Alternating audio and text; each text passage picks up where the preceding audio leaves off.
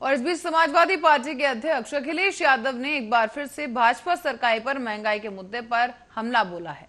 कहा है कि जब से भाजपा सत्ता में आई है, जनता के हिस्से सिर्फ महंगाई और तबाही आई है। महंगाई की मार से गरीब और मध्यम वर्ग सबसे ज्यादा परेशान है। बताते चलें आपको कि अखिलेश यादव ने इससे पहले बुंदेलखंड एक्सप्रेसवे को लेकर बीजेपी सरकार पर बड़ा हमला बोला था।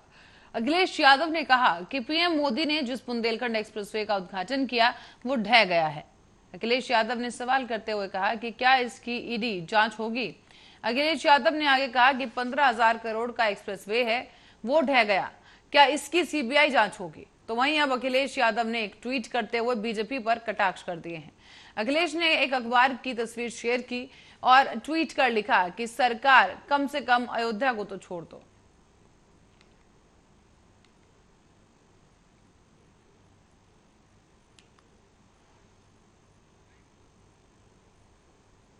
और अब खबर है हरिद्वार से, जहां जिला अस्पताल और सिविल अस्पताल रुड़की के अलावा जिले के सभी सामुदायिक स्वास्थ्य केंद्रों पर डेंगू की रैपिड जांच की व्यवस्था की गई है। इसी के लिए स्वास्थ्य विभाग को पर्याप्त संख्या में किट मुहैया कराई गई और रैपिड में पॉजिटिव आने वाले मरीजों पर और जो पुष्टि हुई है उसके लिए सैंपल को राजकीय मेला अस्पताल के अलावा सिविल अस्पताल रुड़की में एलाइजा जांच के लिए भेजा जाएगा। इधर डेंगू की रोकथाम को स्वास्थ्य विभाग की ओर से शुक्रवार को ही लक्सर और खानपुर ब्लॉक क्षेत्र में क्षेत्रवासियों को जागरूक किया गया है। हमारे यहाँ जो डेंगू के लिए जो तैयारियां चल रही हैं, आयुषी हमारा जो प्रचार प्रसार है उसको व्यापक रूप से कराया जा रहा है। नगर निगम में जिंगल बना के हम लोगों ने दे दिया है, जो नगर निगम की गाड़ियाँ हैं उसमें चलाया जाए। प्लस हमारे जो डीएमओ है, डिस्ट्रिक्ट मेडिकल ऑफिसर जो होते हैं, डॉक्टर गुरनाम सिंह, ये डेली हर ब्लॉक का विजिट कर रहे हैं। आज भी इन्होंने 3 ब्लॉक का विजिट करके आए हैं, कल भी 3 करके ऑलमोस्ट 6 ब्लॉक हमारा विजिट हो चुका है।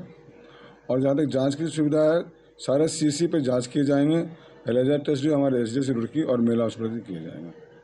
और वार्ड के लिए जो है हमारे सारा हॉस्पिटल को सेंसिटाइज कर दिया गया है। अगर ये महामारी के रूप में या बहुत ज़्यादा हुआ तो हमारे जो गुरुकुल में जो बेड हमारे कोविड के टाइम में हमारे यहाँ जो डेंगू के लिए जो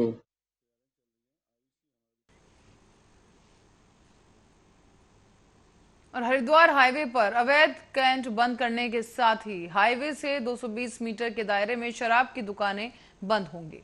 बता दें कि ये निर्देश मुख्य विकास अधिकारी ने दिया है और दरअसल मुख्य विकास अधिकारी प्रतीक जैन ने हाईवे पर 220 मीटर की परिधि में चल रही शराब की दुकानों को बंद कराने के निर्देश दिए। इस बीच एनएचएआई के अधिकारियों को हाईवे के अवैध कटों को बंद करने के लिए भी कहा गया है। कल हमारी रोड सेफ्टी कमेटी जो होती है डिस्ट्रिक्ट लेवल की, उसकी बैठक हुई थी और उसमें बहुत सारे इश्यूज़ थे जो हमने डिस्कस किए गए। उसमें से एक बहुत इंपॉर्टेंट इशू ये भी होता है कि रोड पे, स्पेशली हाईवेज़ पे 200 मीटर की परिधि में कोई भी ठेका नहीं होना चाहिए, चाहे वो अंग्रेज़ी शराब का हो चाहे वो देसी शराब का हो। तो उसमें हमने एक्साइज इंस्पेक्टर को ये डायरेक्शंस दे दिए हैं कि वो सभी ऐसे ठेकों का निरीक्षण करेंगे और अगर ऐसी जगह पे हाईवे के 200 मीटर की परिधि में अगर कोई भी ठेका पाया जाता है तो उसको शिफ्ट करने की कार्रवाई सुनिश्चित करेंगे। कल हम और हरिद्वार में देर रात से लगातार हो रही मूसलाधार बारिश के कारण पंचपुरी गढ़मीरपुर में सुमन नगर जाने वाला रपटा पुल टूटकर नदी में बह गया है। इस रपटा पुल को महाकुंभ के दौरान बनाया गया था और महाकुंभ 2021 के कार्यों में बनाया गया ये रपटा पुल 1 साल भी नहीं चल सका और ये टूट गया है। हालांकि देर रात से हो रही लगातार बारिश ने महाकुंभ के दौरान आनन फानन में बनाए गए इस रपटा पुल की पोल खोलकर रख दी है।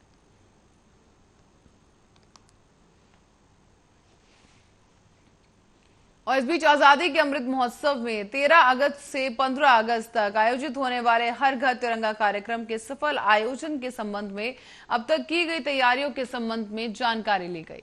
हरिद्वार में शहरी और ग्रामीण क्षेत्रों को मिलाकर 3,46,000 घर हैं, जिनके लिए पर्याप्त मात्रा में तिरंगे की व्यवस्था हरिद्वार प्रशासन के द्वारा कर ली गई है।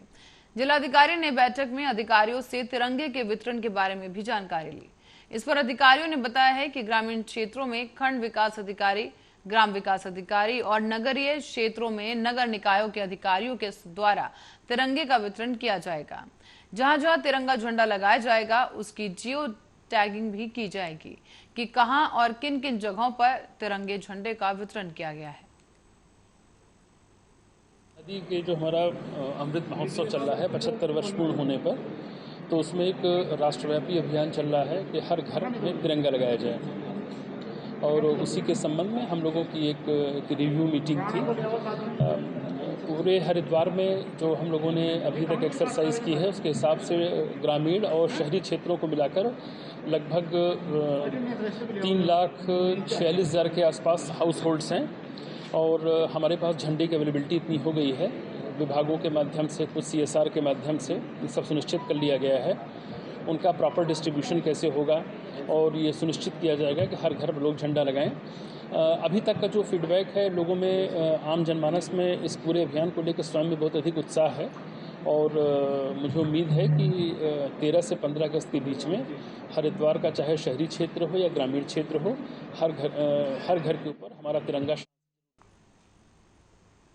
और महाराजगंज जनपद के भारत नेपाल सीमा से सटे बॉर्डर के 2 मुख्य द्वारों पर 9 मेंस लैंड के पास ही देश की आजादी की 75वीं वर्षगांठ पर पंजाब के वाघा बॉर्डर की तर्ज पर 100 फीट की ऊंचाई पर भव्य तिरंगा फहराया जाएगा।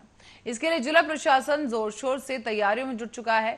और आपको बता दें कि पर्यटन की दृष्टि से सीमा पर लगने वाले इस भव्य तिरंगे से देश की आजादी का जश्न मनाने के साथ साथ नेपाल से भारत और भारत से नेपाल जाने वाले विदेशी और नेपाल समेत भारतीय नागरिकों में तिरंगे के प्रति सम्मान पैदा करने का प्रयास किया जाएगा।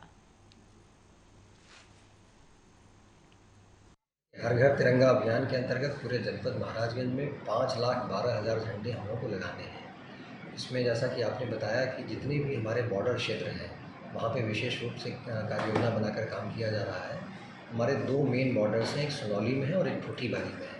इन दोनों जगहों पे हम लोग 100 फीट का जो हाईमास झंडा होता है वो वहाँ स्थापित किया जा रहा है, एक नगर पालिका के माध्यम से और एक ग्राम पंचायत के माध्यम से। इसके अतिरिक्त सभी घरों में हम लोग जो शासन के द्वारा और स्थानीय स्तर पर झंडे तैयार किए गए हैं वो भी वितरित कराए जा रहे हैं और इसमें बढ़ चढ़कर पब्लिक भी हिस्सा ले रही है। बॉर्डर पे जैसा आप देखते हैं कि पंजाब में भी अगर हम वाघा बॉर्डर जाएँ तो वहाँ पे भी इस तरह की चीज़ें दिखती हैं हम लोगों को कभी। और इसी खबर के साथ ही बुलेटिन फिलहाल के लिए इतना ही। आप बने रहे हमारे साथ, देखते रहें आर्य न्यूज़।